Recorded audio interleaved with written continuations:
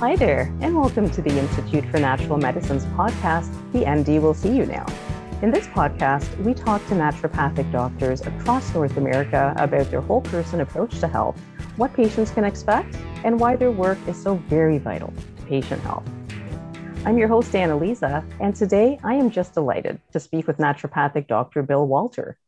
Dr. Walter is a licensed naturopathic physician in Oregon and one of the first naturopathic doctors to practice as a primary care physician in a government-operated clinic in the United States. He's been working at the community health centers of Lane County for nearly a decade. We're also going to speak to him about his work with the HIV Alliance's Needle Exchange Program. And if that wasn't enough, he has also done work developing chronic pain and opioid prescription policies. So Dr. Walter, such a pleasure to have you with us today. Thanks so much for joining us. Thank you, Anna-Liza. I'm really delighted and honored to be with you today. Well, let's dive in here. I mentioned in the introduction that you have been practicing as a naturopathic primary care physician at the community health centers of Lane County in Eugene, Oregon, for almost a decade now. And of course, you were one of the first NDs to be practicing as a primary care physician in a government-operated clinic. So I'm thinking that many of the patients that you have seen there perhaps have never encountered naturopathic medicine before, and it may even have been a surprise to them when they're coming to a government-operated clinic. So Dr. Walter, can you give us a sense of what response you have been receiving from these patients who, again, perhaps had never encountered naturopathic medicine before? Sure, thank you. First, I should put out a disclaimer that even though I am working for community health centers of Lane County, nothing I'm saying today should be construed as representing official Lane County Health and Human Services policy. So thank you for giving me a moment for that. Oh, and Dr. Walter, before we continue, there's a bit of a sound in the background I wanted to let you know about. Thank you. You're welcome. So in terms of the patients who come in to see me who don't know that I'm a naturopathic physician, on the first office visit, I always announce myself. I don't want them to feel like they're not understanding who they're working with. And I kind of describe that, especially for people from out of state who have where licensure for naturopathic physicians might not even allow primary care. I just kind of describe what a naturopathic doctor is and what I do. Where my limitations are perhaps compared to medical doctors and where there are other things I can offer. And my response, that response is overwhelmingly positive. Many times people come in and they just need a regular doctor and it doesn't really matter. Sometimes I see people with pretty advanced disease and they just, that I'm a naturopathic doctor just doesn't matter to them at all. They just need help in whatever way. And in a great number of other cases, they're just, they're very excited to find out that I'm not just going to give them medications, but that I might offer them a range of different options to help them achieve their health and wellness goals. I think what is always most exciting for me is when I've been working with somebody for a couple of years and they're just used to me as their doctor, and then something comes up and I say, well, we could perhaps try this medication, or we could perhaps try these natural options. And then they'll say, oh, well, maybe I better talk to my naturopath about that. And I say, I am a naturopathic physician. And they say, what? And I pull up my badge, and you'll recall I told you on our first visit I'm a naturopathic doctor. So even though I've been making sure you're getting your pap smears and colonoscopy and cholesterol tests, now that we've got this thing that we want to work on, yes, I can do the natural medicine part of this too. And so they're often quite excited by that. And so it's always fun to realize, even a couple of years into a relationship, that they're just so used to me being their regular old doctor that it doesn't even occur to them that I'm their naturopathic doctor too. That's a really important point because, certainly by the time a patient comes to see you, they may have already seen a number of different types of healthcare practitioners. And that's certainly a mark in your favor that, as you say, they simply come to see you as their doctor, as their physician.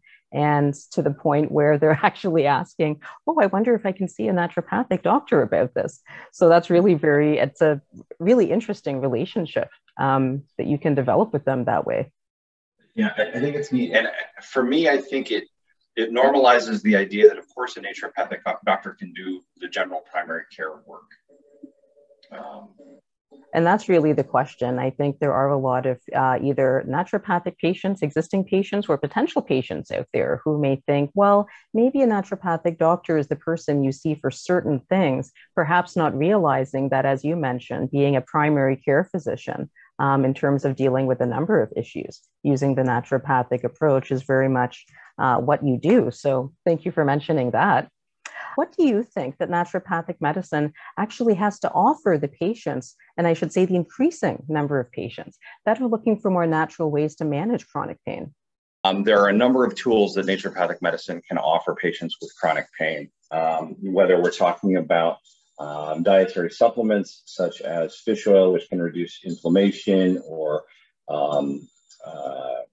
glucosamine, which can help with reducing some of the pain associated with arthritis, botanicals such as bromelain or turmeric, mindfulness so that people can perhaps better manage some of the emotional response that they're having to pain.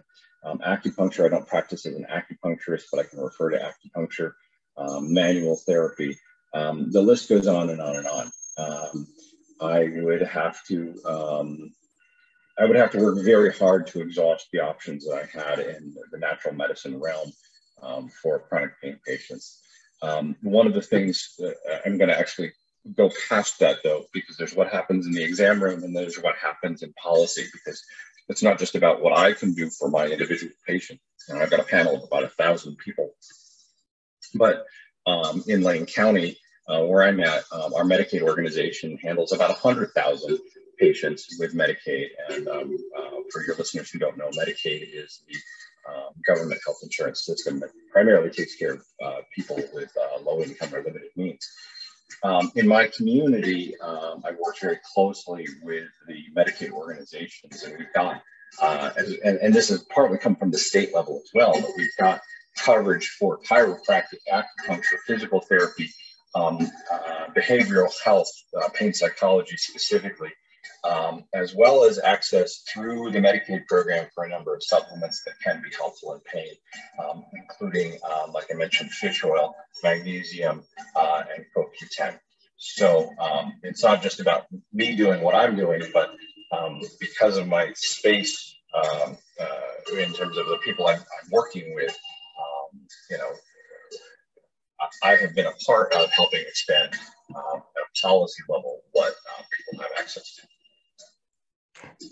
I really appreciate you making that differentiation, because you're right. There is, I think, certainly amongst the conventional medical community, there has been a great deal of interest and increasing interest over the last perhaps decade or so, maybe more, about looking at some ways to, as you've mentioned, a number of them, in terms of what naturopathic modalities may come into play that do not hold the same risks in terms of addiction, that do not hold some of these side effects as well. So I can only imagine that that is quite a relief to many of your patients coming in, that there are other ways to deal with this very recalcitrant situation in terms of chronic pain. Now, the other thing I wanted to ask you, moving to a little bit of a different topic, you have for quite a long time done work with the HIV Alliance Needle Exchange Program. And I know that you haven't been doing this work since the pandemic, but you did quite a bit of work with them before that. And from my understanding, you were doing a few things. You were offering, there's wound care, triage, and counseling, of course. And I want to just briefly mention what some of the goals of the program are, because I think it's really important to provide this context. So firstly, and foremost, perhaps stopping the spread of HIV and hepatitis C. And looking, this kind of speaks to some of your other work as well, looking at increasing access to healthcare, drug treatment, and detox for people that do inject drugs. And of course, decreasing the presence of contaminated syringes in the community. Very, very important public health aspect. Now, unfortunately, we know that people who do inject drugs, they face a lot of discrimination not only in society in general, but particularly when encountering the healthcare system. So I'm wondering, Dr. Walter, from your experience in this program, for what you're seeing with your patients, what did you find in terms of the health challenges of the patients in that program? What health challenges were they facing? What can naturopathic medicine offer such patients? The health issues that people who inject drugs face are numerous, and they range from the physical, getting an abscess at an injection site, which can then, of course, become systemic or get into the heart valves, viral infections such as HIV and hepatitis C, mental health issues, homelessness. The list goes on and on, but really it stems from, I think the health challenges are really, the core of them is the fact that they're stigmatized. They're so highly stigmatized that they have a hard time accessing services. There's a lot of shame that they experience. And then when they walk into a healthcare setting, they're already primed to be nervous about it.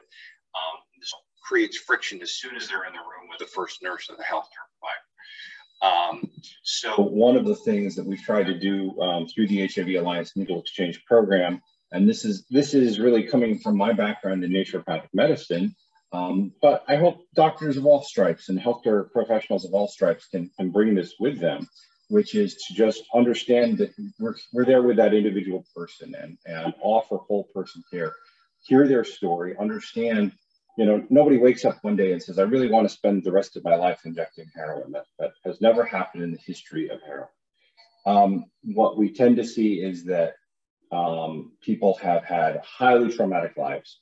They get an introduction in one way or another to something that helps ease the pain, however temporarily, and then this spirals forward. And as it is spiraling forward, they're going to lose any number of things in their life that would otherwise be stabilizing factors, whether that's a job or a home or family or financial security or access to healthcare. And so by the time they are injecting, and I'm seeing them on the street or was seeing them on the street, not all of them are homeless, not all of them have lost their relationships, but they've lost a lot of things. And so as a naturopathic physician, just being centered on who they are as a whole person and saying, okay, what's happening with you right now? How do we help support that? That's what I can bring them. Whether I'm giving them herbs or a supplement for anxiety, that's really quite secondary to just being with them as a person. One of the things that I'm aware of in that process is what the power dynamic is. And, if you really wanted to do a deep dive into power dynamics, you can look at 20th century postmodern theory, and you can start with Foucault and all of that stuff, right? And that's its own set of discussions, and I think you're familiar with that, but we don't have time to cover power structures in depth. But I intentionally depower myself when I'm on the street. I don't wear a badge. I don't wear a stethoscope. I don't wear a white coat. I show up in beaten up jeans and a t-shirt, and I introduce myself as Bill, and I do as much as I can to just be a guy who happens to know things that might be able to help, which I think is a really powerful way to engage them so that they're not walking into, for instance, an emergency room with the lights and the badges and the stethoscopes and all of the trappings of institutional power that go with healthcare. That is very well said, Dr. Walter. I am grateful to you for mentioning a couple of things. First, I'm grateful to you for mentioning the broader impacts that people who inject drugs can face in their lives. And by that, I mean the losses that you mentioned. They could lose their home, they could lose their job, they could lose any number of other relationships. They can lose themselves, in fact, in the process of this. So I appreciate you drawing our attention towards those larger issues of financial insecurity, homelessness, and whatnot. And I really appreciate, as you mentioned, that you depower yourself. I'm always thrilled when somebody mentions Foucault. For anybody out there that has not done some reading into Foucault, I encourage you to do so, because he does talk about the power of the institution. as you just mentioned, Dr. Walter? And what do the trappings of that institution look like from the healthcare perspective? As you said, sometimes it is the badges, sometimes it is the stethoscope, sometimes it is the white coat. And the fact that when you were actively on the streets in this program, the fact that you would take certain steps to depower yourself, that you would introduce yourself as Bill. You're not out there wearing an Armani suit, you're trying to just make yourself more approachable. That isn't a specific program, but surely as, in your practice as well, there are ways I'm sure that you can implement those similar approaches. So I really appreciate you mentioning that, because there is a power dynamic, very naturally between a patient and any healthcare physician. And I do think it's important, as you mentioned, that when there are individuals that you're dealing with who are already occupying perhaps a marginalized space in society, then that power dynamic, that idea of the depower dynamic becomes a lot more important in terms of really having the patient feel that they are being truly heard, that you're really seeing, as you mentioned, the patient in front of them. You're not seeing them as a diagnosis. You're not seeing them as an addiction. You're seeing them as a person that, as you have mentioned, perhaps has had some quite traumatic things happen in their lives, and that didn't just wake up one day and say, heroin it is, because, who does that? So, Dr. Walter, as much as I would love to continue chatting about these issues, that's about all the time we have for today. But you've brought a lot of things to our attention. You've talked about what you're hearing from patients that you're seeing at Lane County, about that naturopathic approach. You've told us about what naturopathic medicine really has to offer both patients who are experiencing chronic pain, looking for some non-opioid solutions, and also about how not only naturopathic medicine modalities, but the approach you're using is really helping people who inject drugs to really reap the full benefits. And for listeners, you may be wondering, where can I find a transcript? Well, take a look at the podcast notes. You will find not only a transcript, but some links to learn more about Dr. Walter's work. And Dr. Walter, do you have any final words to leave us with today? Yeah, the final thing that I would point any listeners to, especially listeners who are working in healthcare, has to do with trauma and the importance of taking a trauma-informed care approach. In our clinic, we used to offer our patients, or we used to ask our patients to fill out the Adverse Childhood Events Questionnaire. And for those who aren't familiar with this, this is a questionnaire that was developed in the 1990s in San Diego. But what they found was that when people had a lot of adverse childhood events, and it's a 1 to 10 scale, they're more likely to have health problems. We actually kind of quit doing it because we found that the vast majority of our patients had health scores of 6 or higher, and health outcomes notably worse than when it's a 4 or higher. So at a certain point, we just reasonably assume that anybody who's walking in the door has a substantial history of trauma. And so I can't recommend highly enough to, if you're a healthcare provider, to educate yourself about adverse childhood experiences. There's a ton of data on it. There's a ton of web resources about it. So everything that I do, I come at with that lens of a trauma-informed approach. And so whether I'm on the street or I'm in the clinic, I'm thinking, not what is wrong with this person who might have challenging behaviors, but what has happened to this person that these are how they're responding to their world. It's been a real pleasure and an honor, Anna-Liza. Thank you so much. Thank you, Dr. Walter. It has been such a pleasure. I'm grateful to you for taking the time to speak to us about this. Thanks again for joining us. And to all of you listening, thank you so much for joining us as well. And we'll see you next time.